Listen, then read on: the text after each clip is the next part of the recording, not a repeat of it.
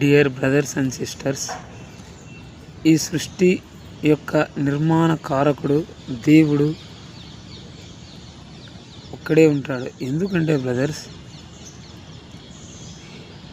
ప్రతి మనిషికి శరీర స్వభావము ఒక్కటే, ఆత్మ స్వభావం ఒక్కటే. ఈ శరీర స్వభావము ఆత్మ చేత నడిపింపబడలేదు. ఆత్మ దేవుని ఆలోచన చేత మాత్రం నడిపింపబడినప్పుడే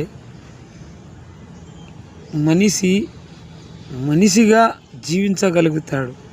ఎప్పుడైతే ఈ మానవ శరీరము మనిషి ఆలోచన చేత నడిపింపబడితే మనిషిగా కాకుండా, అట్లా జంతువుగా కాకుండా, అట్లా దేవుని ఆలోచన నడిపింపబడే ఆత్మ మనిషిగా కాకుండా, మూడు విధాలుగా కాకుండా, మూడు విధాలుగైన అట్లా కొద్దిగా మనిషిగా, కొద్దిగా జంతువుగా, కొద్దిగా ఆత్మచేత దైవ మనిషిగా, ఈ మూడు క్రియల చేత మనిషి పీడింపబడుతున్నాడు, నటించబడుతున్నాడు.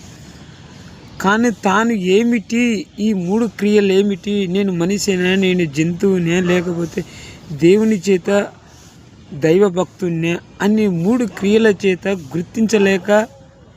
గుర్తింపబడక తానెవరిని తాను అని తెలుసుకోలేని పరిస్థితి నుంచి మరణానికి వెళ్ళిపోతున్నాడు.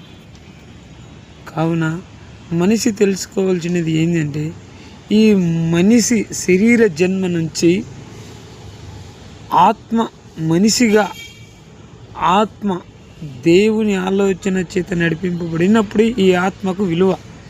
శరీర ఆలోచన చేత ఈ ఆత్మ నడిపింపబడినప్పుడు నిష్ప్రయోజనము, వ్యర్థము, ఈ బ్రతుకే వ్యర్థము. దేవుని యొక్క ఉద్దేశం ఏమిటంటే, శరీర ఆలోచన దేవుని ఆలోచనను నడిపించబడలేదు. ఎప్పుడైతే దేవుని ఆత్మ దేవుని ఆలోచన చేత ఈ ఆత్మ నడిపింపబడినప్పుడు ఈ శరీరానికి విలువ.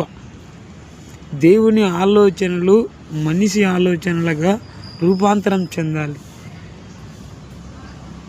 మనిషి ఆలోచనలు ఈ శరీర ప్రవర్తన నిర్మాణం కాకూడదు.